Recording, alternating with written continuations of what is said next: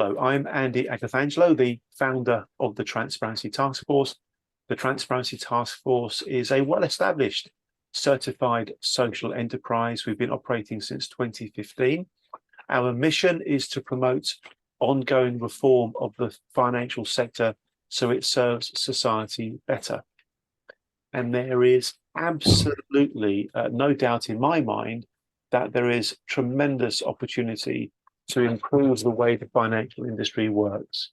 What we see is a sector that is in some ways riddled with conflicts of interest and commercial drivers that cause businesses to behave in a suboptimal way. I'm using very polite language, in a suboptimal way as far as society is concerned.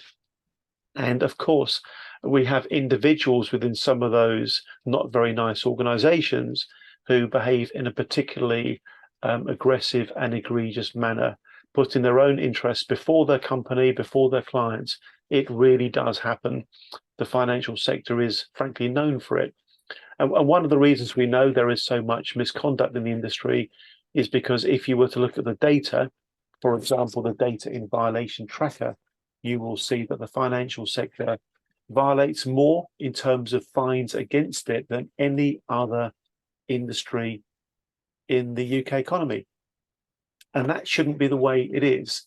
It shouldn't be that way because if you think about it, of all the industries there are, the one that is perhaps most trust dependent is the financial sector. If you take trust out of the financial industry, you have virtually nothing left. So having a financial industry that behaves in a manner that's untrustworthy, non-transparent, is systemically problematic. And one of the reasons why I've been really looking forward to hearing Dr. Louise actually talk about her book is because I'm sure it will help us understand the cultural, societal factors that cause individuals and organizations to behave the way that they do. So learning more about why the city isn't fair and why diversity doesn't work is in so many ways at the real epicenter of all the things that relate to what eventually becomes the manifestation of this kind of stuff expressed through malpractice, malfeasance, misconduct, mis-selling, the sort of things that some of you tonight here have been very, very harmed by over a long, long period of time. So great that you're all here. Thank you very, very much indeed. Dr. Louise Ashley is going to spend a bit of time introducing herself and her background and talking about the book, what were her motivations for it, what are the key messages from it, perhaps talking a little bit about the way the financial industry has responded to it, and then we'll open up for Q&A. So Dr. Louise Ashley, thank you so much for being with us. Can we first of all please show our appreciation to Dr. Louise Ashley, not just for writing about her book, but also for being here to talk to us about it. So Louise, thank you very, very much indeed. Please take yourself off mute as you have done. That's lovely. Over to you. Feel free to take the conversation any way you want to. And I'm sure that Tom and others may well chip in as we go. Thanks, Will. Thank you. Brilliant. Thanks so much, Andy, and thanks so much for having me here, and thanks everybody for coming. It's really great, so I really appreciate it. Yeah, I'm going to tell you a little bit about my book and my research. Just to tell you a little bit about me to begin with, maybe. I'm an academic, I'm a researcher, I'm at Queen Mary, University of London, where I work in the business school. But I'm also what they call a fellow of the Institute of Humanities and Social Sciences. And although I'm in a business school, I am effectively a sociologist. I'm a sociologist of elites, of work, of the profession. So that's sort of what I look at. I've been doing that for quite a few years now. Maybe relevant to mention that before that, I had a job in the so-called real world, some of which I worked actually in the city, doing kind of business and development for a very large international law firm. So I have a sort of foot in both camps, if you like. But what I'm going to do is I'm going to, as I said, talk about the book, tell you about the key themes in it, and try and summarize kind of key arguments. Andy, should I launch my slides at this point? Thank you. Brilliant, thanks. Yes, so I'm going to tell you a little bit about the book. I think, Andy, this is going to take about a little bit more than 10 minutes. Does that sound about right? That's absolutely fine. However Okay. long it is. Thank If, you. if I go on too long, please tell me to stop talking. So the book was published about a year ago now. As you can see, the title is Highly Discriminating, and the subtitle is Why the City Isn't Fair and Diversity Doesn't Work, which is not that cheerful, is it? But we'll come on to why. Um, I'm going to summarize key arguments. Essentially, though, what I want to say is this is about how the city legitimates its influence and power. And I look at that in part because I think the city, as we've already touched on, has enormous influence and power in the UK. Now that goes right back to our kind of our industrial history, the history of the kind of industrial revolution and before, and the city has always been very central to the way that the UK economy works. But that probably accelerated, particularly from the 1980s onwards, where it was kind of put at the forefront of economic development in the UK. And I think now we can probably all agree that and I think again we've touched on this, the size of our financial services sector in the UK is very large. And that has been likened to what Nicholas Shaxson has called the finance curse. And that's the idea that kind of real wealth is extracted from the economy and siphoned upwards in what we have this kind of quite extractive model of financialized capitalism in the UK, which is quite damaging potentially. So that's sort of where I start. And also thinking about the city and its role in sort of wider structural inequalities of income and wealth. So we know that the city is sort of, and by the way, I don't think the city is all bad. I have to make that absolutely clear. But we do know it's sort of at the heart of regional inequalities and inequalities of income and wealth. And that has kind of particularly been amplified and exacerbated in recent years. So that's sort of where I start. And I think about how that influence and power has been legitimated. And I'm going to come back to that in a minute over kind of the last few decades. And I argue that's partly achieved in relation to who it recruits and promotes, and also associated narratives. And I also argue that the diversity and inclusion agenda has been part of that legitimation exercise.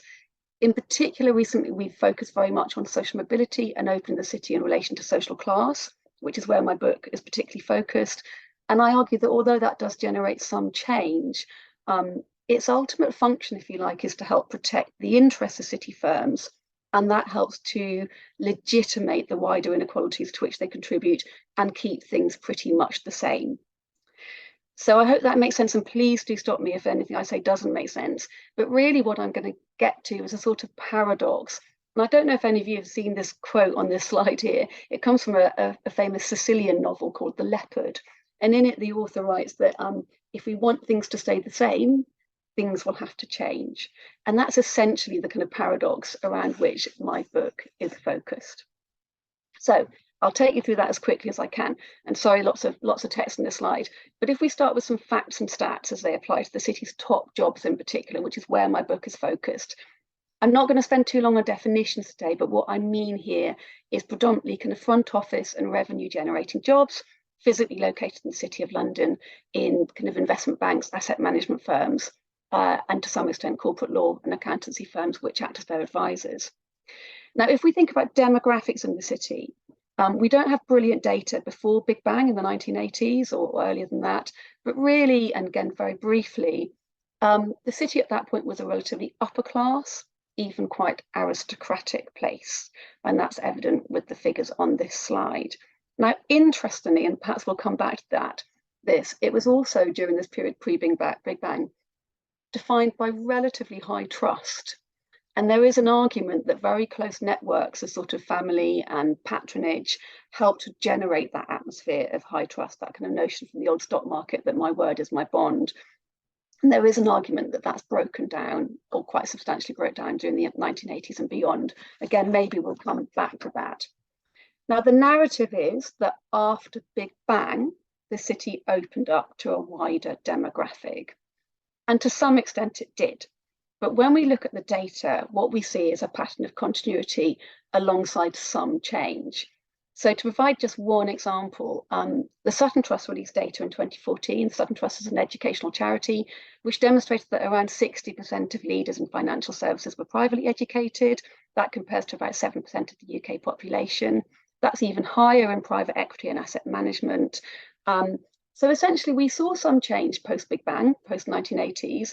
It's not the same aristocratic or very upper-class elite in the city as it was before, but in other ways, the change was not as large as perhaps the city might have led us to believe.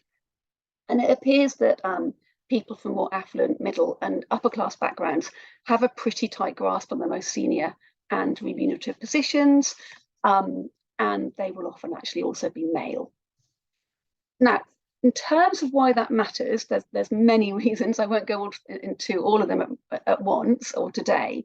But one reason is purely for fairness. So the city offers many of the most highly remunerated jobs in the UK.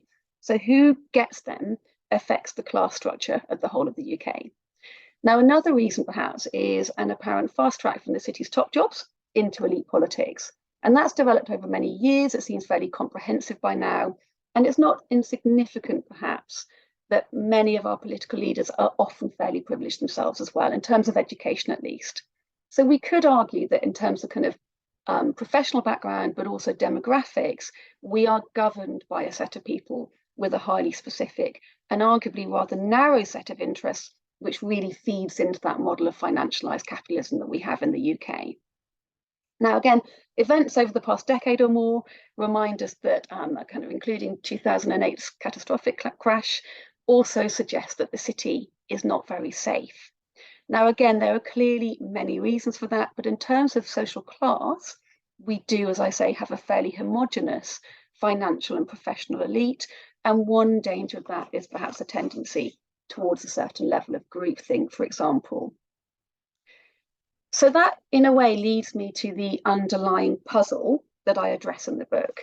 So in theory, at least, appointing and promoting on the basis of non-job relevant factors such as class is irrational. And that is, in fact, central to the meritocratic narrative the city has preferred to promote over 40 years or more. So the idea there is that anybody can get into the city and succeed if they're sufficiently talented and prepared to work hard. Now, that narrative has been very important for the city's legitimacy because it helps to ensure that exceptional rewards are seen as justly deserved because the people who earn that money are exceptional in some sense and fairly distributed, that anybody can get them on that basis. Okay. But if the city is that meritocratic, we have to ask why its demographics suggest something rather different instead. And that's the question I address in the first half of the book, thinking about why the city isn't fair with those two definitions. So it's unfair as it contributes to wider inequalities, and it's unfair potentially if we look at its kind of demographics internally. Again, I hope this is making sense so far.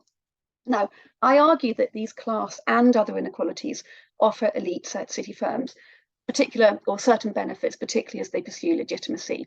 Now, just to talk about legitimacy, that is the key theme in my book, and just to cover that kind of sociologically for a minute, maintaining legitimacy is vital for any elite group. And that's because by definition, they have particularly high status and standing in society. Now, status, a bit like social class, is a rather slippery concept. But in the city over the past 4 decades, people in those top jobs typically have made a great deal of cash. Now, that means that in financial terms, they are superior to almost any personal group in the rest of society. And when that happens, people in that superior position need to somehow justify and legitimate that position to make it sustainable, as I kind of implied just now. Now, to explain how that's worked and been achieved in the city over the past 4 decades, I'm going to introduce a little bit of sociological theory, but I promise I'm going to keep this as light as I can. But we need to zoom out here to think generally about how labour markets and how kind of occupational hierarchies of status are made. So in other words, we know there is a hierarchy of occupations in terms of status and income. City firms, financial service firms, professional firms are towards the top. And we need to think about how those hierarchies are made. Now, the common sense answer to this is often that status relates to the complexity or nature of the work. So in other words, the most complex jobs require the most qualified and talented people. In those instances, we might assume those jobs should be assigned particularly high value and worth, and that the people in them should naturally derive special status from the work that they do. We might also think that the potential workers should be very carefully selected for the specific competencies that they offer that suggest they'll do the job well, And that in turn suggests the need for rigorous screening and the use of academic qualifications as a fairly neutral and objective form of what we call human capital. Now, again, all that is really central to the meritocratic narrative, and it's arguably how we might assume rational managers hire and promote inefficient organisations. It's very much what the city has wanted us to believe, if we assume that they are rational economic actors. But in practice, they're not. And what we know sociologically is when managers hire and promote, they do so according to a whole range of other values for different reasons, which have different functions and purposes. Now, one of those is they might appoint on the basis of market values. Now, that applies to, or that relates to supply and demand. Now, of course, where demand outstrips supply, that tends to raise the value of any resource and raises its status. Efficient, I hope you're staying with me, then tell me if you're not, efficient labour markets might match relative supply to relative demand. That's maybe one function of higher education, but that relationship can also be manipulated to create an artificial illusion of scarcity and available skills. And that then pushes up the status, okay? Now, in the city, one way this has been achieved is to define talent in narrow terms as only available, for example, at a very narrow set of elite universities. That's not necessarily true. Those elite universities are used as a signal for competence that might be quite dubiously related to technical expertise. But what it means, for example, is that in the context of considerable oversupply, these firms have been able to manufacture a war for talent. I should think everyone here has heard that term, a war for talent. Now, that is an artificially created war for talent. There is no shortage of talent in absolute terms, but by framing it in those terms, particularly in sort of the 1990s and 2000s, this drove up salaries, but it also helped to justify high fees by suggesting that these appropriate skills were incredibly scarce. Now, interestingly, we've seen that agenda or that narrative being used repeatedly. So after the financial crisis, the war for talent narrative was rolled out again to suggest that we can't regulate these organisations because if so, all these incredibly talented and scarce people will go and work elsewhere. There's probably an element of truth to it, as there always is in these kind of narratives, but it's not entirely true. It's artificially created. Now, in addition to that, managers might also appoint and promote on the basis of people values. So they might discriminate between candidates and employees on the basis of factors such as class. Now, that might seem irrational in relation to talent or technical skills, and in one way it is, but it can also be explained because occupational status is often derived from the status of people who typically are associated with it. So that reverses the first formulation I mentioned there. So in short, occupations or job types which are associated with people with higher status social identities tend to enjoy higher status themselves. Now, in our society, the people still with the higher status social identities tend to be white male, middle class, educated. And occupations associated with them tend, as I said, to enjoy a higher status. Now, if we take that on board, that means that diversification comes with risks, and it tends to be carefully managed in particular roles. I'm going to come back to that. Now, in essence, what I do in the first half of the book is to show how the city, over the last 10, 20, 30, 40 years, has manufactured a more or less convincing impression that it's hired on the basis of work values or merit, which has offered it a meritocratic reputation, while in practice, city firms have continued to leverage quite exclusive market and people values, which have helped generate their profits and rewards. Now, these are competing sources of status and legitimacy, so managing that has represented a rather kind of impressive sleight of hand. So I've nearly finished, I promise you. I don't have time to tell you in detail exactly how this has been operationalized. I'm just going to provide one example here that thinks about kind of people values. So as I said, there's this kind of myth that hiring and promotion takes place on neutral and objective factors, technical factors according to work values. But as I said, what we know is that the hiring managers continue to appoint and promote on the basis of people values, which really thinks about things like stereotypes and fit, often based on who's historically occupied key roles. In the book, I use corporate finance and trading to illustrate those points. So stereotypes in corporate finance in UK banks tends to be most closely informed by the old sort of gentlemanly capitalists, which occupied merchant banks prior to Big Bang. Trading, on the other hand, was characterized by kind of slightly less upper class brokers and working class barrow boys. And those stereotypes cast a long historical shadow to influence who is perceived to fit in these different roles even today. So that kind of might seem quite dysfunctional in relation to talent or technical ability, potentially. But for example, in corporate finance, appointing people who are maybe male or who seem quite posh can be particularly useful. And that relates to the knowledge base. So where the knowledge base is quite subjective, social identity, as it is in corporate finance, and quite verbal, quite salesy, social identity becomes more important as a proxy for quality and trust in the absence of more objective markers. And so that helps to account for some of the advantages that white middle class men have experienced in particular city jobs, but also why these kind of demographics are likely to depending on where you, or differ depending on where you look in the city. So last slide here. Am I okay for time, Andy? Just last bit. Yeah, okay. Now, if we think about the second half of the book, where I talk about diversity and inclusion as an equality agenda, what we can say is that balancing act becomes a bit more difficult as unfair hiring and promotion practices have been exposed. Now, that happened towards the end of the 1990s into the 2000s in the city particularly, and it led to the development of the adoption of the diversity and inclusion agenda. Now, what I do is that I suggest we've seen relatively slow progress with that agenda. And my main argument is that that can be explained because, like that previous balancing act, diversity and inclusion is expected to do enough to secure a legitimate and meritocratic reputation for these firms, but not go so far as to undermine status or profit. And therefore, that's why we see slow progress, because firms are sort of trying to balance those two competing demands. Now, it's very important to underline that doesn't happen deliberately. It's not necessarily strategically planned. And in the book, I try to explain how this happens, often in response to quite deeply internalized norms that we often don't even know we're doing it, basically. But it helps briefly to go back to why the D&I agenda was adopted. And that's around sort of early 2000. And that's not necessarily because it was better than equal opportunity, say, which was the previous approach in driving fairness and quality. There was no evidence really that it was. But it was largely adopted in relation to reputational drivers once again, and also in response to that word legitimacy. So in essence, diversity and inclusion is a North American agenda, and city firms are very susceptible to adopting North American management techniques, partly because similarity to those kind of peers, again, offers legitimacy.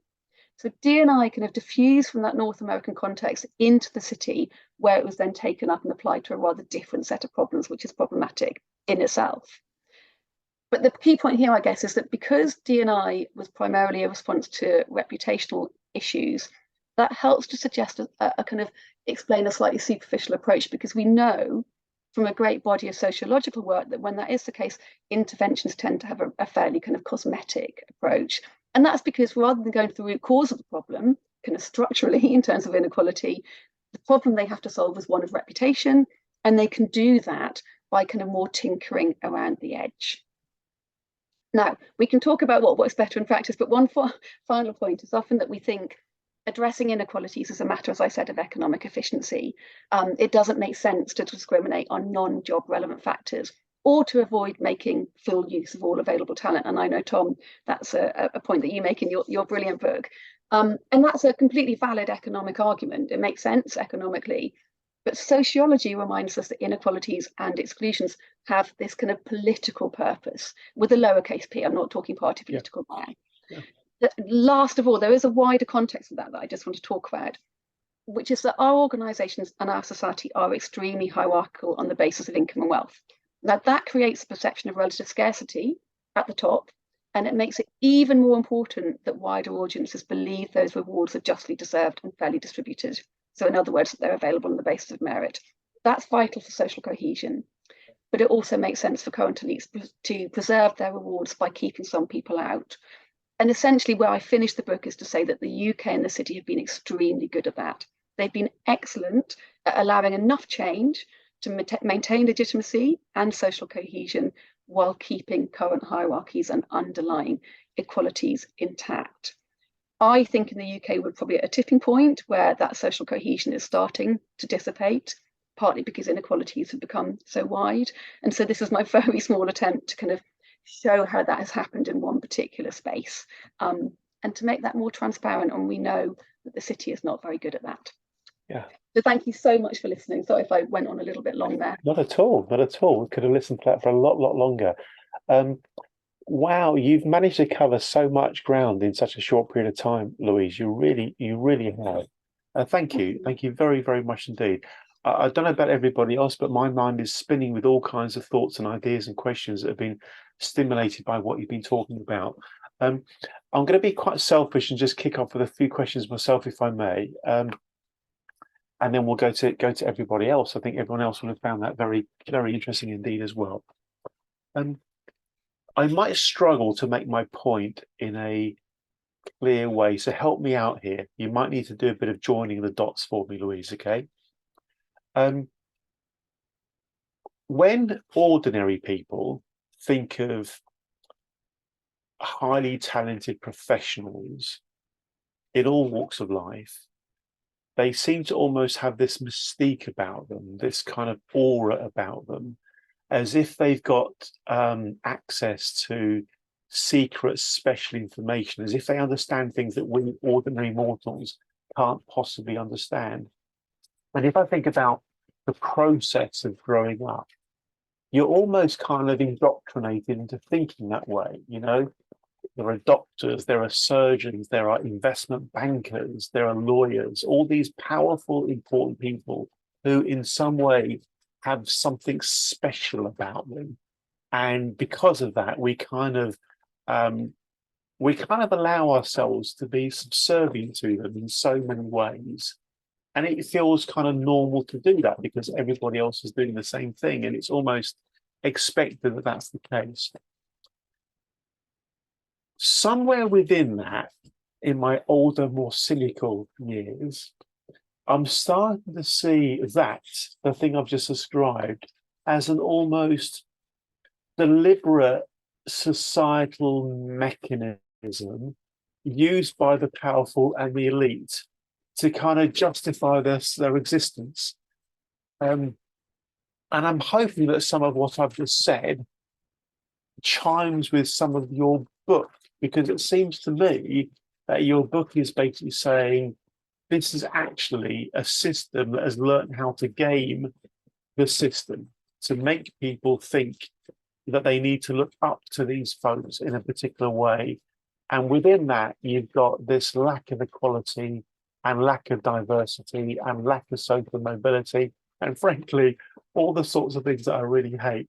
So tell me, Louise, has what I've just said somehow chimed with what the book's about? And is there any truth to this idea that the professionals sort of deliberately make themselves out as if they know things that us mere mortals can't possibly know? What do you reckon? Yes, I mean that's exactly the idea that there is a what we call it in sociology the professional project, this kind of intention to set for amongst elites. I'm going to use that word, which is a very controversial word in itself, to set themselves up as very special and very unique in order to justify the rewards, is absolutely what my book is about. One of the things, though, that's really important to underline is that question of intentionality, because one of the things that this can sound like is some kind of slightly weird conspiracy theory, and that's not what I mean. But for sociologists, one of the most difficult things we do is try to work out where intentionality resides. So is this happening? We talk about the professional project, for example, and the professional project in the legal sector would be about excluding non-eligible people to create that artificial illusion of the scarcity in available skills. But the question of whether that happens consciously or not, and whether there is a kind of directing that happening, is one of the most heated questions that sociologists have. So we're not very exciting in sociology, but this is a conversation that we have all the time. And I would say that it happens semi-consciously. So it's a complicated thing, that some of it is intentional and some of it is conscious, but some happens because of these very deeply internalized norms around, for example, questions of who fits, for example. However, there is a wider ideological context to this. And if we go back to that concept of meritocracy, and you mentioned social mobility, which my book is predominantly about, actually, I talk a lot about social class and social mobility. This notion of meritocracy is absolutely central, because we tend to think that we should aspire to a meritocratic society. And of course, in many ways, we should. However, sociologists often think of meritocracy again as a legitimating device, because if you can convince people that people at the top deserve their rewards and those rewards are fairly distributed, it doesn't matter how wide inequalities get of income and wealth, because you can claim that those are legitimate. So social mobility is often seen as a fairly kind of progressive policy, and in one way it is, depending on how it's defined. But it's actually a policy that sits on the right, quite firmly towards the right politically, because it's about kind of equal opportunity. And I would just, to finish on that, argue that this strong focus on meritocracy we've had and on social mobility over the last 10 years, 15 years, is not coincidental, because it coexists with a policy focus in which inequalities of income and wealth have dramatically grown. This is fascinating stuff. It really, really is. It really, really is. Later, let's talk about the removal of the bankers' bonuses and what's driving that. Let's talk about what do the solutions look like? How do we move on from here? Having kind of identified and defined the problem, what do we do to actually fix this stuff, and all these related matters? But I'd love to get the thoughts, reflections, and questions from Mr. Tom Schuler, from Priya, from anybody else that wants to chip in. Tom, how about we go to you next? What are your reflections and thoughts and comments and questions? Thanks, Tom. Okay, well, thank you very much, Louise. I mean, there's so much there. You're going to have to stop me, Andy, because I will just go on, and I don't want to monopolize. Let me just start with the meritocracy point. And most of you will know that meritocracy was coined by a sociologist, Michael Young, who actually I wrote a book with. Unfortunately, our book was not quite as successful or as impactful as Michael's, but I knew him well. And it's worth reminding ourselves that when he wrote the book, it was about the warnings of meritocracy, not about how we should promote meritocracy. So there are two senses to it which face in absolutely opposite directions. There's the meritorious version, as in people who deserve to be promoted and get jobs should be rewarded, and that's what's fair. And then there's the dystopian view that if everything comes to be regarded as attached to merit, people will find ways of manipulating this for their own advantage. And it's a really complex issue, and I think Louise has done really well to bring it up. Let me just make two main points. The question in relation to the city, it seems to me, is why are the city rewards so absolutely extraordinary? I mean, you can make a case for brain surgeons or people with talents that you can have some kind of objective measure what their talent is, but even they are way, way below the rewards that come to city people, most of whom, and this is me just as an amateur speaking, are gamblers of a big kind. They're big gamblers, they make big bets and get big rewards. There isn't usually a symmetry between the rewards and the failures, the punishment for failure, but that's what happens.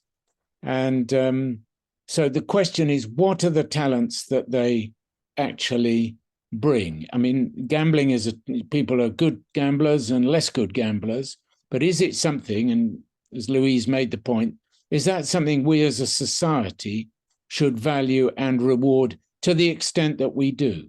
We need bankers, we need stockbrokers, we need people who are going to make money, go round the system, oil the wheels, but why do we have the giant rewards? The other point I wanted to make is Louise mentioned high trust. And I think this is a really important issue. I'm a sort of bit of a sociologist as well, and I've worked on social capital. Louise mentioned human capital, and complementary to that is the notion of social capital, which is about trustful relations. If you trust someone, you don't need a written contract. You get on and just do the business with them, and you don't need to spend a lot on lawyers making sure that the contract is there and then suing people if it goes wrong. So I absolutely recognize that trust can play a very positive role. Where it turns sour, I think, and I'd welcome if Louise could say anything more from her research on this, is when it's a sort of exclusionary device and it's only used by certain people to benefit themselves essentially and exclude others from sharing in the business. So I think the notion of trust and social capital is really important. My word is my bond was a very reactionary and exclusionary slogan, but can we get beyond that without going down the American road of litigious contractualization? I think that's really important. Can I just make one more point, actually, Andy? Sorry, because one of Louise's quotes mentioned working class with a PhD in maths. Now, I think it's very well understood that the finance sector has a terribly distorting effect on our qualified people. And I'm going to give you a classic bit of social science research, i.e. sample of one, my mum's lodger, who was doing a PhD in physics at the University of Oxford, but a pretty rare talent. What did he use it for? Answer, he went into the city. They love people who are as numerate as he is. So his, I don't know how many years of training, provided at public expense, by the way, and the very unusual talent he had about physics and where that might have led was, in essence, in my view, completely wasted by taking him into a job. I don't blame him for it, because he was offered 6 times the money he would have got had he stayed either in academia or maybe just been a research scientist. And I think in the UK, the distorting effect of the finance sector and the way it rewards people on the overall distribution of our talent is a really serious issue. I got lots more because what Louise said was really stimulating, but I'll give other people a chance. Thanks, Andy.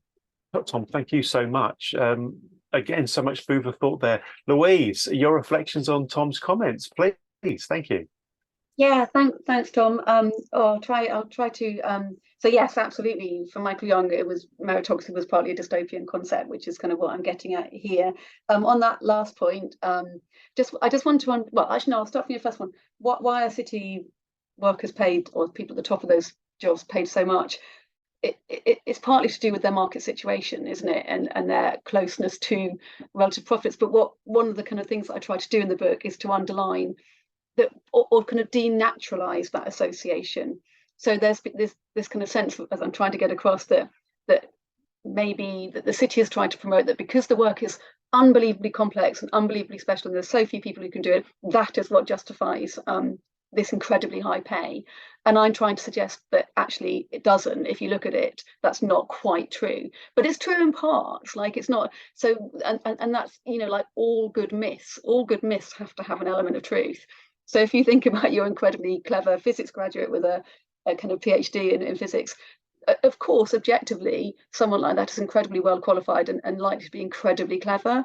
And those people are going into the city and they are doing, I guess, useful work. So it's not that I'm saying that across the board credentials and qualifications are inflated, but I'm saying it's not completely consistent.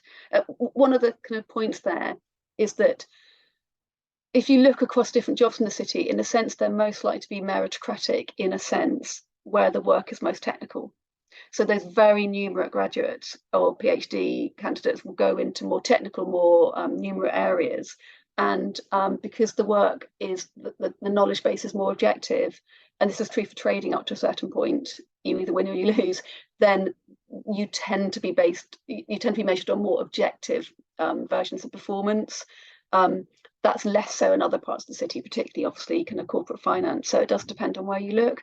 But I am trying to suggest that there's a sort of this idea that we can claim that the city is uniquely complex and uniquely meritocratic and uniquely clever is not a reason to justify exceptionally high pay. But there is a lot more to it than that. You can't, obviously it's where they sit within the global economy and where they sit within the UK economy as well, which I think kind of helps to drive that. On the question of trust, I think, again, it's a huge subject, but I think it's another one that really underlines the paradox of this sort of subject. So I mentioned that before Big Bang, this kind of very close-knit, much smaller city was much safer in many ways because it had this informal policing system where people who knew each other would police each other in terms of their behavior. that went out the window in the 1980s, particularly with the rise of kind of larger US banks, this incredible competition, these incredible rewards that became available. It led to a much more competitive, much more cutthroat place where social capital, those kinds of relationships didn't matter that much, but also a sort of, I mean, there's much more to it than this. I think a sort of siloization where people, and we saw this in the financial crisis, didn't we? People kind of doing one type of work, perhaps doing the kind of quants, they weren't understood by people doing another type of work, and therefore in the end lots of things kind of fall over and collapse. So there's not kind of close oversight on that, but I think that's partly as well because it's just an incredibly individualistic place. It's every person for themselves, and that just doesn't foster necessarily particularly healthy cultures or strong trust. So those are some of the things that are going on there, but as I'm sure you're aware, but not the only factors. It's interesting actually, just you mentioned surgeons as well and talked about medicine, about kind of being highly paid. I mean, I'm doing some research on social class and medicine at the moment, and I would say it's one of the least meritocratic professions out there. It's really, really problematic, which is quite worrying, isn't it? Because we would hope that medicine would be one of the most meritocratic, but it's absolutely not. So it's not like that's necessarily a great example of doing really well. Anyway, I'll stop there. Thank you very much indeed. This really has been a very stimulating conversation. Mr. David Clark, I noted your comment in the chat that this is absolutely fascinating. I agree with you, sir. But please do share your thoughts and reflections on what you've heard so far. And any particular points that you want to make? Yeah, just loads of stuff to think about. It's got me thinking about, I don't know if any of you watched the HBO's show Industry, which follows a group of graduates working in investment banking and or working for an investment bank, and they're kind of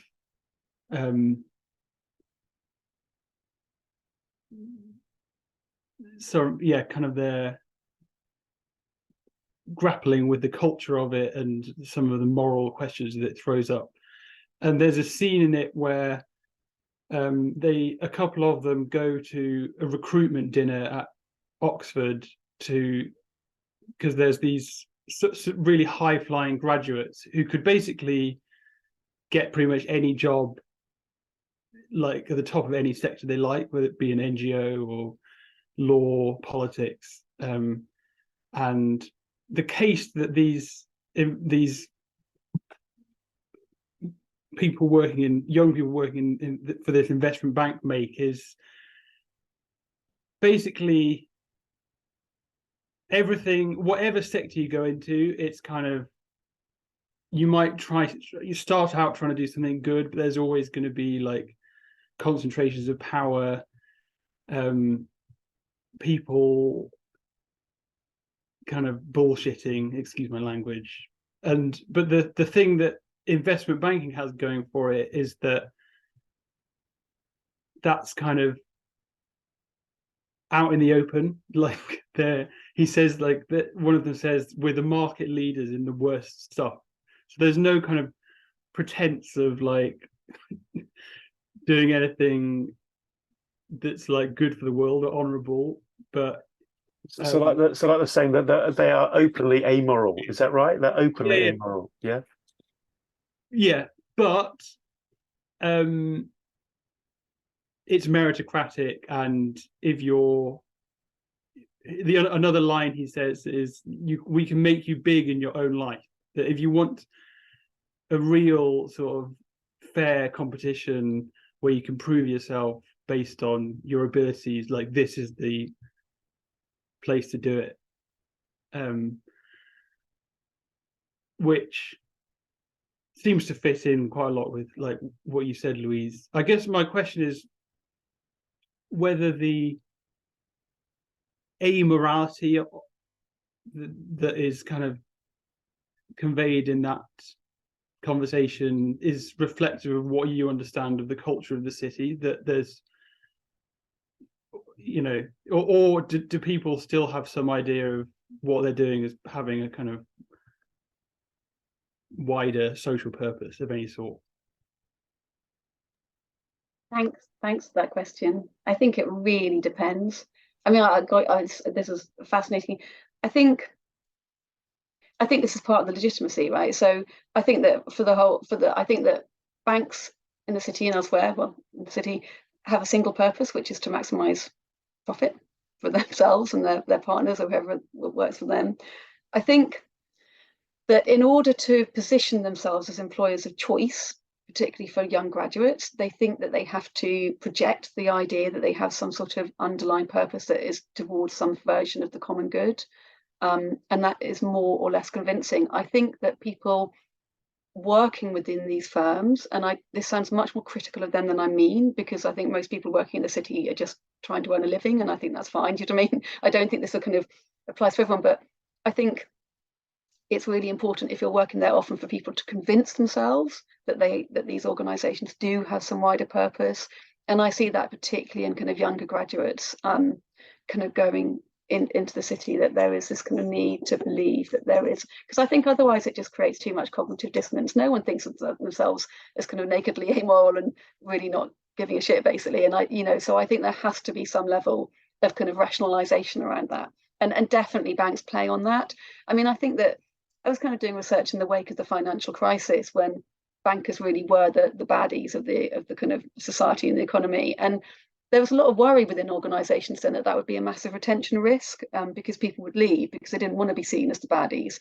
And there was loads of work within banks around that time to kind of get involved in sort of things around social justice and philanthropy to help restore the identity and the sense of self for bankers, to make them feel good about their work. So I do think, there's this idea that I think it's I haven't actually seen industry, but I've heard a lot about it. And I think this idea that everyone going into banking is sort of absolutely nakedly amoral is not quite. In some ways, if you present it in terms of goodies and baddies, it makes everything so much easier in terms of solution, because we just have to make bad people nicer or better. But it's much more institutional and structural than that. So, and I think that's a point I tried to make in my book, and I think it's quite an important one. So there's kind of caricatures of bankers, yeah, sort of accurate, but not quite.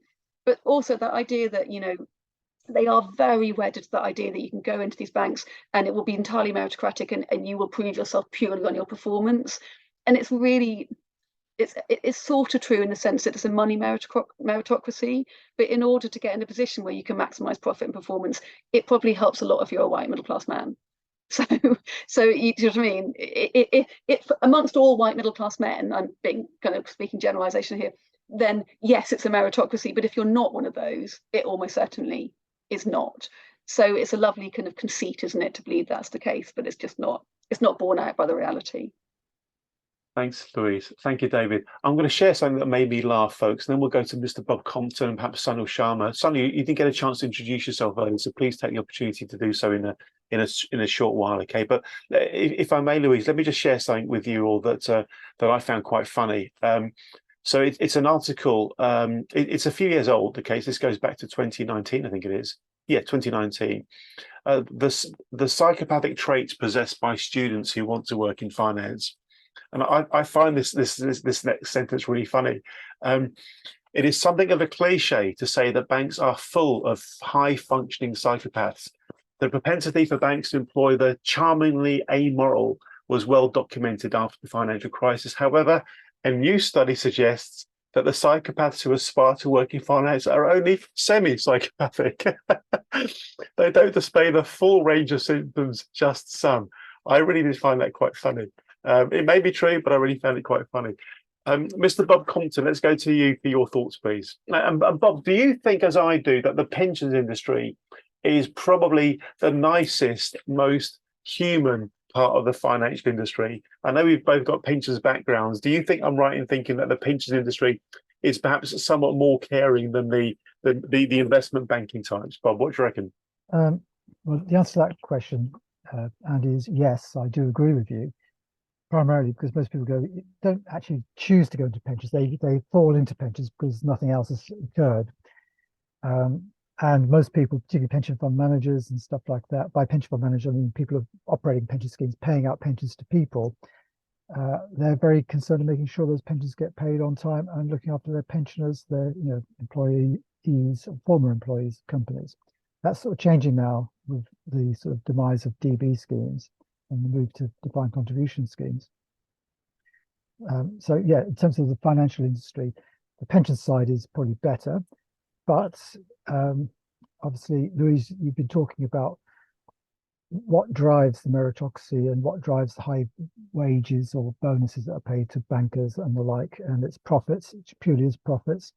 Where do the profits come from? Well, in the UK, in the private sector pensions industry, there was, at the end of 2022, 1.8 trillion pounds worth of assets in private sector pension schemes. At the end of at the end of last year, sorry, if you start at the end of 2021, at the beginning of 2022, 1.8 million. At the end of 2022, it dropped to 1.4 trillion. So we lost effectively about, not quite, nearly £500 billion worth of assets, partially to do with the LDI crisis, which was literally breaking the Bank of England. For my sins, I've produced a book as well. This is called 108.5 Tips to Tame Your Pensions Beastie. And the half tip is actually, it's a matter of trust. So most pension schemes in the UK are trust-based, and you're relying on trustees to do a job, and they rely on advisors. And the finance industry gets its ability to make huge profits by being able to charge fees on managing that 1.5 or 1.8 trillion pounds worth of assets. And if you include local government schemes, it's nearer probably 3 trillion pounds worth of assets. And if they're taking a small percentage of it, let's say 0.1%, that's an awful lot of money that they can spread amongst a small group of people. Now, if they can arrange it so that they, instead of getting 0.1% of that 1.8 trillion pounds worth of money, they can get 2.2%, then you've doubled your profitability. And so, you know, these people who get high bonuses, they are paid those bonuses because they're making money for the organizations they work for. And that's the only reason why they get paid the high bonuses. Andy, you made a comment earlier, you made about the banks and the government removing the cap on bonuses. Well, when the cap was introduced following the financial crisis, all that did was to increase the base salaries of the people that were making the money. So the bonuses and the payments remained the same. It didn't change anything. So removing the cap on bonuses will mean that organizations that employ people can probably pay less money, but pay more on bonuses, and therefore it should flatten down the costs of those organizations and make it more profitable, in effect, squaring the circle. I've got to be careful what I say now, because chairing the group for the industry working group on pensions, looking at trustees, on diversity and inclusion, looking at data and research, and it's been going now for just about 3.5 years or so. We've looked at things like the Diversity Project, which was set up probably 7 or 8 years ago by the finance industry to sort of promote the idea of diversity and inclusion within the industry. And the pensions regulators set up the industry working groups because they believe that if there's a more diverse group of trustees who are in charge of overseeing the benefits that are paid out by, you know, that 1.8 trillion pounds worth of money to people's pensions, if you've got a more diverse and inclusive group of trustees, that you'll get better outcomes. And we had quoted very early on that McKinsey did a report looking at corporates, which sort of demonstrated that corporate boards with a more diverse board makeup came out with better profits.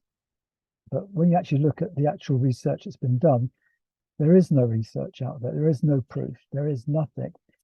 And I was very interested in what Louise was saying, that in the financial industry, go back 20 years or so, diversity and inclusion is a thing that's come from America.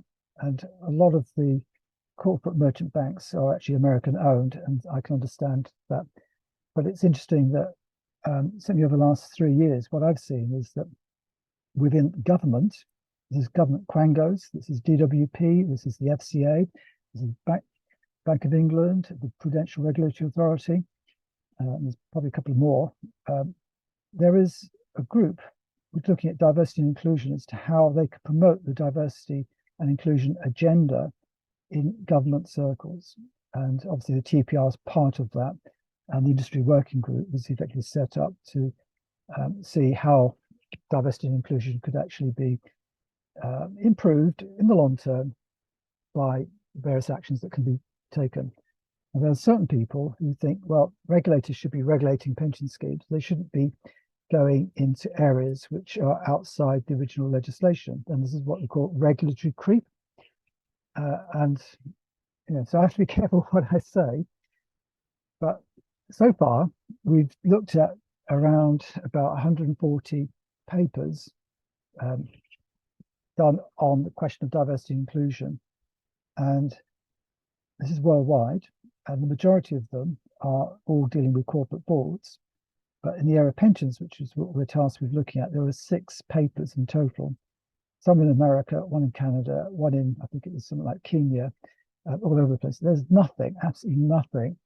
No research, proper research has been done. No academic studies have been done. A lot of it is driven by somebody's got a thesis. They want to put an idea out there, like the McKinsey report. It's good sound bites. It justifies what's being said. And Louise, some of the stuff you said about the meritocracy and the organizations, the people at the top, they're very keen to keep the status quo going. And if you introduce something which could undermine that, you've got to manage that. So it's a difficult thing. And if there's a groundswell of movement that the general movement is going in a particular direction, even if the facts don't fit that direction, the direction carries on. It has its own momentum. And I think, unless you can actually do proper academic studies which can prove it, and it will take years, some of the stuff cannot be proved, it's not provable, you then go and gut feel what's right and what's appropriate and does it work or not. So, the group I'm responsible for, we could be wound up on the basis we've done initial stuff. We've created an initial survey of trustees. We're waiting for the outcome to come out, which hopefully will be early part of next year. And we're told that the DWP would be looking at next year as being the year of the trustee. So we will see. But Louise, some of the stuff you've come up with, just really, really very, very fascinating. Bob, thank you. I think Tom wants to come in on in response perhaps to something you've said. Tom, please do. Thank you.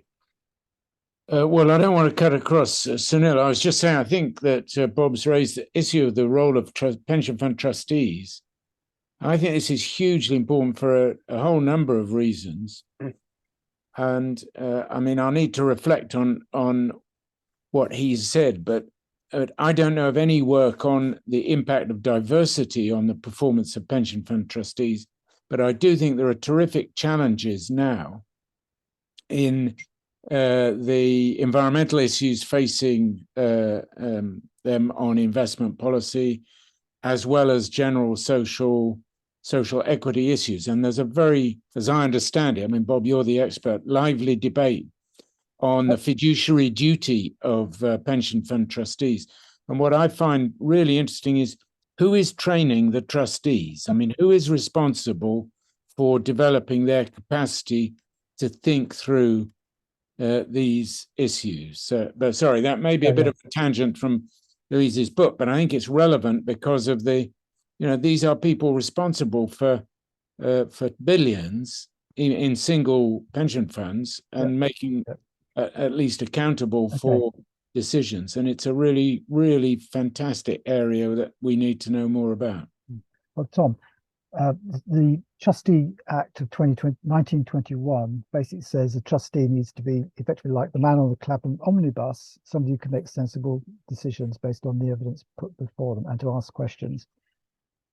What's happened certainly over the last probably 20, 25 years in the pensions industry is the advent of professional trustees. And in 2002, I was approached by David Laverick, who was then the pensions ombudsman, that Frank Field was gunning for so-called professional trustees who were basically winding up some small pension schemes and charging fees as the sole trustee because they had the power to do so, i.e. they were scoundrels.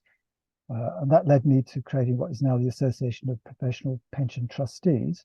And there is no training for trustees at present, but the whole point of setting up the professional body was to create an environment where trustees could be accredited. And accreditation has started in the last 2 years. And the pensions regulator is looking for trustees to be accredited. by the professional organisation. So it's starting. In terms of how do trustees deal with ESG type issues, etc., it's difficult. They've got a lot of issues on their plate. It's difficult to deal with TCFD, and there's a lot of greenwashing going on. So every investment manager wants to say we've got an ESG fund that can do a good job, etc. So it's literally looking behind the veil, effectively, to work out what's truly going on. And it's difficult. It's very difficult. And if you go back to the question of fees, the investment industry make a lot of money because they do a lot of deals with pension fund trustees where they manage the investments, and they will have an agreement signed by the trustees where the trustees are not allowed to disclose the fees that have been paid to the investment managers to other pension funds, because they're being told you've got a special deal, or you've got a better deal than the XYZ pension scheme across the way. And it's very clever because it means that you haven't got transparency. It's very opaque. Well, no market. Well, it reduces the market to being very small. The Competition Markets Authority, 3 years ago, looked at fiduciary managers, which are basically being managed mostly by about 3 or 4 actuarial consultancy firms, and we worked out there was no market, no proper market in that area, and introduced new terms, requirements to make sure that the fiduciary management mandate that a pension scheme would look for has to go through certain processes to open it up to more than just 2 or 3 organisations, and so it becomes more competitive. But it's all very very opaque and very game. There's absolutely no doubt about it at all. Bob, thank you. Tom, thank you. Let's go to Sunil. Sunil, please take a moment to introduce yourself. Great that you're here all the way across the other side of the Atlantic, and please share your reflections and any comments or questions you have on Louise's work. Thank you. Please take yourself off mute first, though. Thanks, Sunil. There you go. Hi, I taught at the University of California. I worked for 25 years at the IMF, both in Washington and Singapore. And now I'm a retired, and I'm back in academia at George Washington University, and occasionally write stuff on the financial sector, financial regulation. So, Louise, thanks very much for a very nice presentation. I look forward to reading your book. The question that I have is, I mean, fundamentally, it's about corporate governance and in some sense, social norms that we're talking about. When I try to answer the question, why did we have CEO salaries in the 50s, which were 30 or 40 times the average wage, and now they have to be 300 to 400 times the average wage? This sort of goes back to your question about this artificially created scarcity for talent. But there's something more systemic going on here, right? I mean, that's why we're seeing inequality explode in the Western world. And so it's especially egregious in the financial sector. But the same thing has also happened in the corporate sector, right? So the question is, something is going on systemically where certain people have acquired enough power, and they can change the norms and pay themselves huge amounts of money, and it seems acceptable to society. And I think that's what, in some sense, you're trying to get at. So the question is, there are systemic forces that have allowed us to do this. And you could say that, since 1980, we're, as Gary Gersel at Cambridge has called, the neoliberal order. There was deregulation, there was... it's neoliberalism, isn't it? That's the system. That is, I mean, this is the context. But the question is, in some sense, society as a whole, politically, we've acquiesced to this. Yeah. And there hasn't been enough other centers of power in society which have said, this is not right. I mean, think about it today. When we talk about elections, we talk about the stock market. The stock market's doing well, so life must be good, or inflation is slightly elevated. I mean, we don't talk about other dimensionalities of unemployment or society or financial precarity or and so on and so forth. In fact, there's a big puzzle in the US. We have 3.5% unemployment. Inflation is now almost back to 2%. Why aren't people happy? Right? I mean, and then when you say, look, for 40 years, we've had wage stagnation, huge explosion in inequality.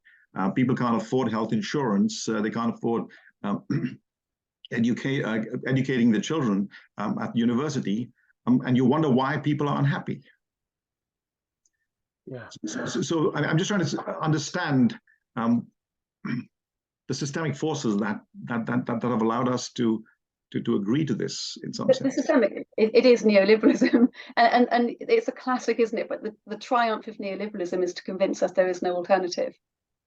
And that's what I didn't have time to talk about, is that my book situates these processes that I see in the city within that wider systemic context, within which the city organisations are absolutely at the centre of that and are driving that neoliberal context, which has had a sort of it's a bit of an emotive word, but a sort of polluting effect on the whole of society, not just in terms of our economy, but by promoting this individualistic model in which the winner takes all.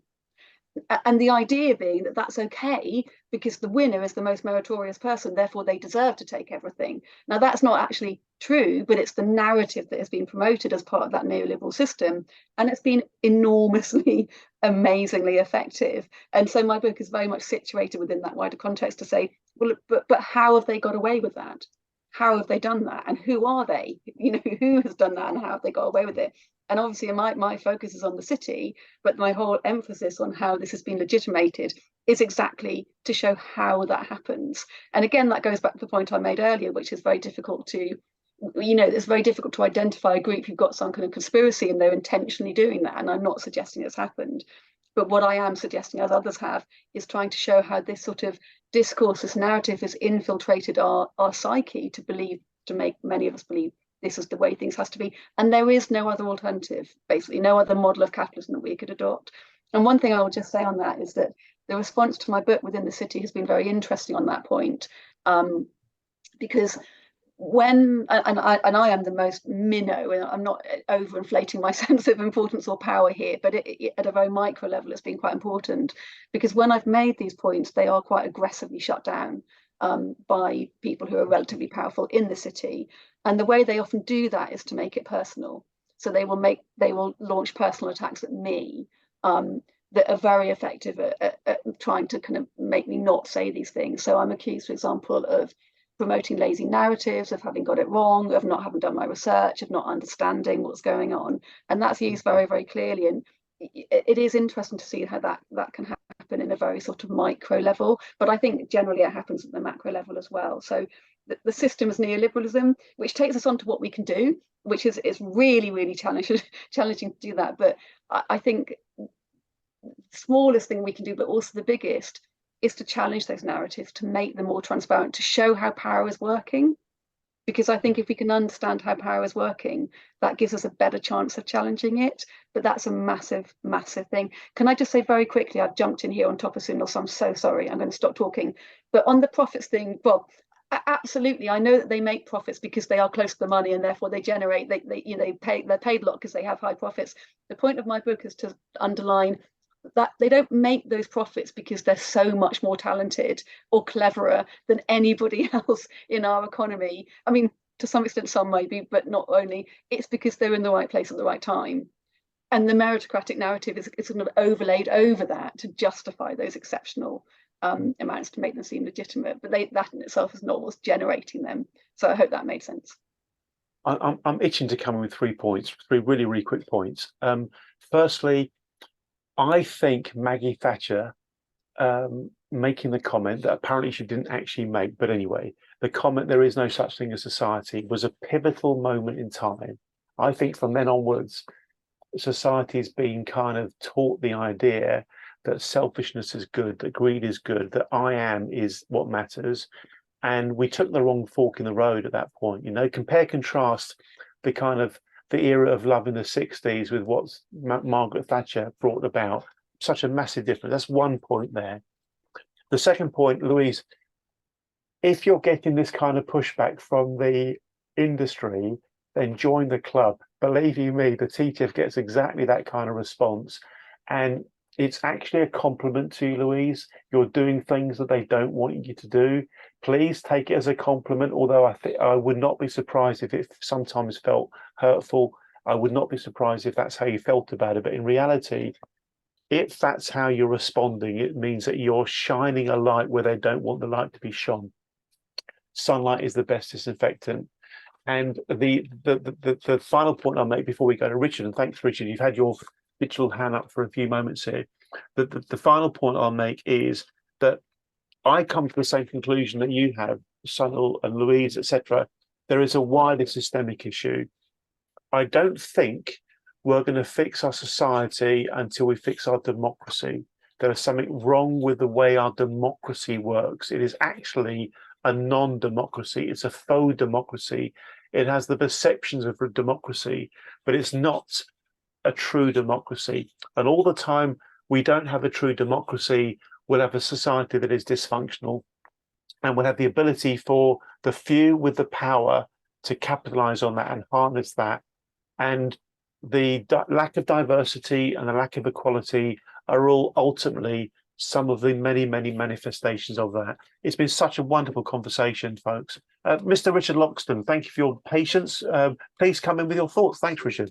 Right, okay, thank you. Just to very simply say that as regards to legitimacy, and I've explained to Andy before, and I'll be happy to provide information to whoever, I have hard documentary evidence that the Financial Conduct Authority have been acting unlawfully since the year 2000.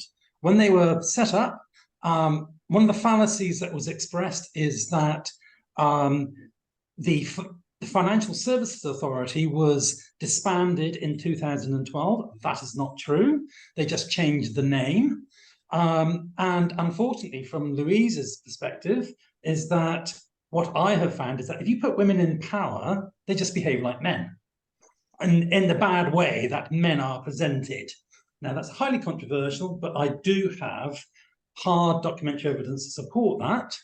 A very simple question is that I'm interested in working with somebody or people who understand psychometric testing, because that psychometric testing looks at these underlying factors that people have been talking about, which are not to do with gender, race, age, or anything like that.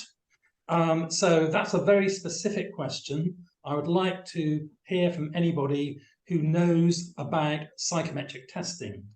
On the the sociological basis, then very simply, I'm a sort of classic example where I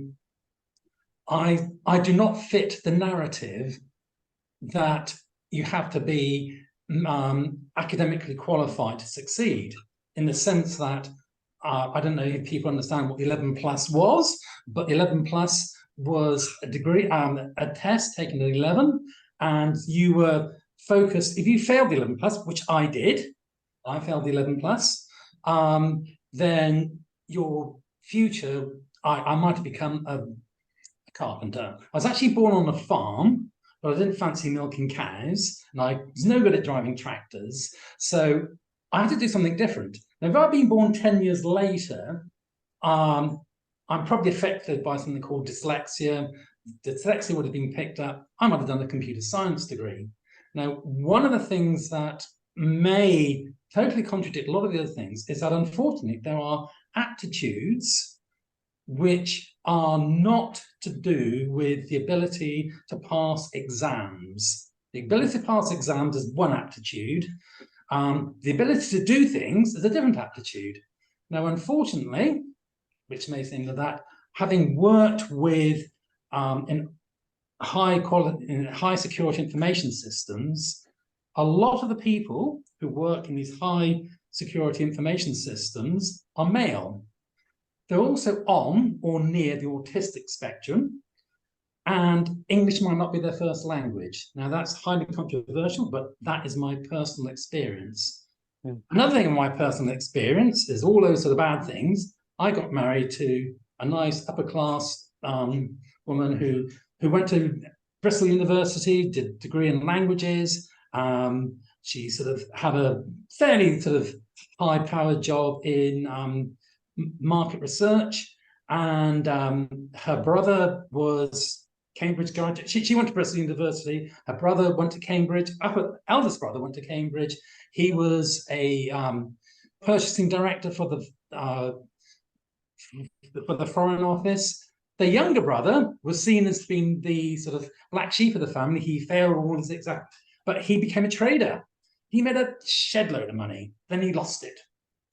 So unfortunately, my personal experience is we're looking at much deeper seated things, which is getting back to my earlier point, where if anybody knows about psychometric testing, I'd be delighted to meet them. And Thank you, Richard. I'll make one quick point about that, if I may. We'll then go to one, Carlos Venegas. One's got a very interesting line of work. It'll be interesting to see what you think in relation to what we've been talking about tonight, Juan. And then after Juan, we'll go to Louise for her kind of final thoughts and wrap up. And perhaps we'll get a comment or two from Tom as well. One quick point. I ran an event about 5 years ago in Boston, and I met a really interesting man setting up a new recruitment consultancy for people in senior roles in the financial sector in the USA. And he was basing his entire proposition on the moral quotient. So we all know about the intellectual quotient. We all know about the emotional quotient. It's IQ, EQ. The moral quotient was basically testing to determine how the extent to which somebody would hold on to their integrity under pressure, under inducement, under risk of being sacked, etc. And the logic of his argument was, if you can recruit C-suite executives who have a high moral quotient, they are far less likely to take major reputational damaging risks. And therefore, you want a chief exec, for example, who's very, very competent, but also very, very moral.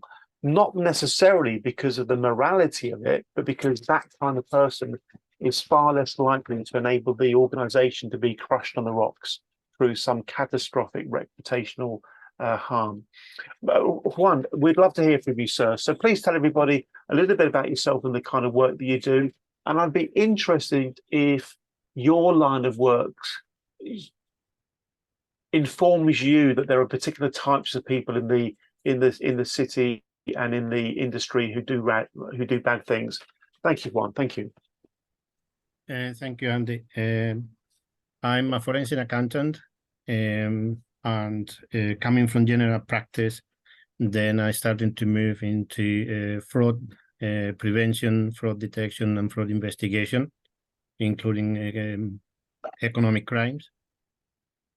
So, and I have to apologize for joining a little bit late because of the commitment before the meeting. So, but by listening to the comments and also based on the content, there are probably two things that I could share. One is in relation to two theories that is always in my mind, especially with financial institutions. One is the amoral business theory and the differential association theory. So basically, on the amoral business theory, what you have is the perception of making profit, regardless of how you achieve that. And I made that comment when somebody in LinkedIn make a post about the especially with HSBC and the book on too big to jail. Yeah. And I made a comment in that regard. Then the other one, the differential association, basically, if we summarize that in a very simple line, is the basis that criminal behavior is learned, so from others. So it depends how we behave. Other ones we copy that behavior. That's basically the main idea behind that. So sometimes my perception in relation to financial institution, which always been a topic of interest, is the behavior. Is the behavior and the culture.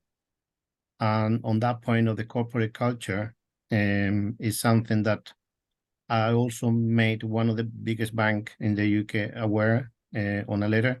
There were other issues I have to put on that letter, 2 pages, but one paragraph was specifically on the corporate culture. And I got a reply from the chief executive office. They didn't deny, but they said it takes time to change. So I just wanted to share that that probably one of the key elements for me, where some of the issues being discussed may come from, is the corporate culture. Well, I think you're absolutely spot on, sir. And you make me think about the very, very contemporary topic of Alison Rose basically sacked from her job as the chief exec of NatWest for breaking GDPR rules, who it would appear is likely to be coming out with, is it £11 million? In what other line of work would that even be conceivable? One wonders. Thanks, Juan. Thank you very much indeed. Let's go to Tom for his final thoughts, and then, or Sunil, did you want to come in on something there? Were you waving there? I was just going to make a comment. Please on do. what Louise Please do. It was that there was a very good book written on corporate governance in America by Nicholas Lehman. If I remember the name right, it was called Transaction Man, and it was.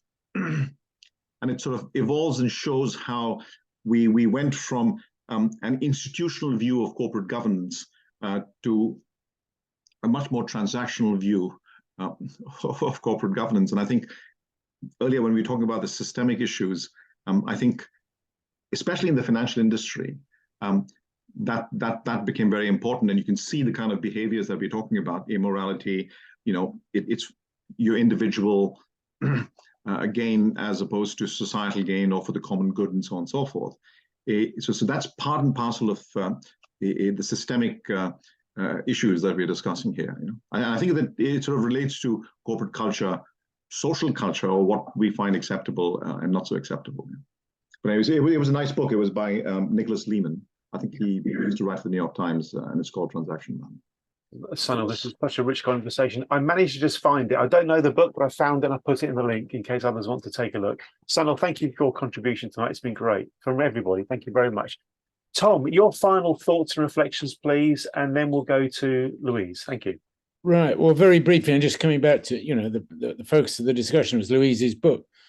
And I think we need these kind of detailed understandings of the finance industry. I haven't had the chance to read the book, so I don't know exactly which corners it probes, but it's fine for generalizations. We all generalize, but I think to have the detailed understanding of the workings, the cultural attitudes, the behavior patterns, how they vary across from firm to firm, why they vary, is really important. I'm thinking of, Gillian Tett, the FT journalist, is always plugging anthropology as a valuable discipline to understand the finance sector, and I think she's right. Or and anthropology isn't necessarily more than the others, but getting beyond the generalizations, as I'm sure Louise's book does, is really important. And if people who understand the finance sector can tell us about it, that's terrific. Just the last final point is about values and generational change. I mean, I know it's true in some sectors that young people coming in are very much keener on working for a good employer, by which they generally mean environmentally, respectful and so on. I just wonder if that's the case in the city, or whether you'll get a sort of segment of the younger generation who are actually really interested in money, and that's what they want to do. But time will tell. Anyway, thanks, Louise. It's been really interesting to hear from you. Thank you, Tom. Louise, your final reflections, please. No need to rush. If you get anything else you haven't yet had a chance to talk through, then please do share it now. And if you don't mind, your gut feel on what it's going to take to make a difference moving forward. How do we start solving this problem? Thank you, Louise. Thanks. Well, thanks so much, everyone. Thanks, Tom. Just very quickly on the generational thing, I think that can be slightly overblown, but in terms of cohort effects, but I won't go into that in too much detail now. I'm just going to make one point really, which picks up on the question of organisational culture or corporate culture, which I think is really, really important. But what I would say, though, and it's something that I talk about in my book, is that we often think that organisations want to create a kind of unique or particular culture that's specific to them, and they adopt a lot of other practices which are kind of unique and which offer them a competitive advantage. But again, what we know is organisations in the same field tend to like to be quite similar to each other. And that similarity, we call it institutional isomorphism. It is in itself a form of legitimacy. And it's really, really important when we're understanding why it is that organisations seem to do things that are in some sense dysfunctional, perhaps in relation to kind of ethics or in some other sense. And it's often because they are locked into competitive relationships or relationships with peers, which make it very difficult for one organisation to change unless all their peers change. And that can be really, really important in informing the culture of organisations. And what it means fundamentally is that in order to change cultures, we probably need to change structures. It's not enough just to suggest that we'll kind of drive cultural change, because it's very, very difficult to do. And most of the time it doesn't actually really happen.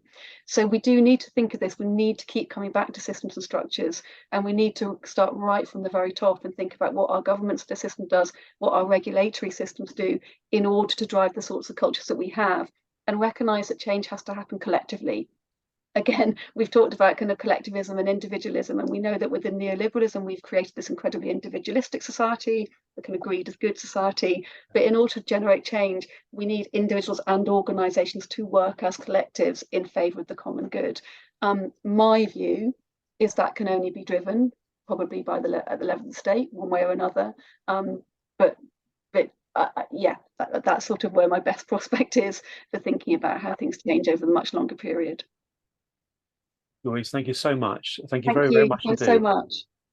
It's been a very rich conversation. I'm going to spend just a few minutes, if I may, folks, talking about data that supports the idea that there's something wrong with the financial sector. And I'm going to go back to something I spoke about early on. So this, you may be familiar with it. This is Violation Tracker, a database that shows corporate governance infringements and violations against various authorities. The important bit of information I want to share with you is if we go here to other summaries and we click on parent industry totals, we get the industries ranked by how much they've been fined. And if you look at where financial services is, you'll see it's at the top. It really should not be anywhere near the top. Please bear in mind what I said at the beginning. The financial sector is built on the idea that it is trustworthy. The word credit comes from the Latin word credere, which means to believe in. The financial sector, by its very nature, has to be something that's believed in. The £20 note is worth a £20 because people believe it is. It's as simple as that. I promise to pay the bearer the sum of. It's all promissory. So the financial industry should not be at the top of the naughty list. It should not be anywhere near it. And not only is it at the top, it's at the top by a very, very, very long way. And there's one thing I want to draw your attention to. If you click on financial services, you'll get the long list of infringements ranked by how big they are. And what you'll see is the same pattern, recidivism. The same organizations after time committing the same kind of offenses. And this points to a really big issue, which is this. If the primary purpose of our conduct regulators is to drive good conduct into the market, then surely this data is suggesting it's not doing a particularly good job. Because if it were doing a good job, you would not have the same companies repeat offending over and over again. To my mind, that data does point to recidivism. That data does point to toxic cultures. It points to organizations who are quite comfortable being fined. They see fines as being a cost of doing business. And if that's how the organization behaves, then it must mean there are people within it who lead it and who run it who are amoral at best. And that's why these topics about the city being fairer and the city being more diverse are really, really important. I think you all know the Transparency Task Force well enough to know that our single guiding principle is the 1914 comment by US Senator Justice Louis Brandeis, sunlight is the best disinfectant. And when somebody writes a book like this, when Dr. Louise actually writes a book about highly discriminating, why the city isn't fair and diversity doesn't work, it's essentially a ray of sunshine lighting up what would otherwise be in the shadows. So exactly as was said earlier, Louise, thank you so much for doing your work. It gives us a chance to look at the details and to understand what's going on. And because of that, we're all richer for it. Can we please show our appreciation to the author, Dr. Louise Ashley? Thanks very much. Thank you so much. Thank you so much for having me, and thank you so much for coming and listening. I really, really appreciate it. Thank you. Love hearing all the comments. You're most welcome. And if anything nasty, let us know. We'll send the boys round. Thank you very much. And thanks, Andy, for putting it together. Thanks. You're most welcome. Thanks, Andy. Thank you all. Thanks, Have a good Louise. rest of your day. Thanks, Thank you folks. very much. Bye-bye. Bye. Bye-bye. Bye. Oh, well, bye-bye. Thank you. Good night, all. Good night. Thank you.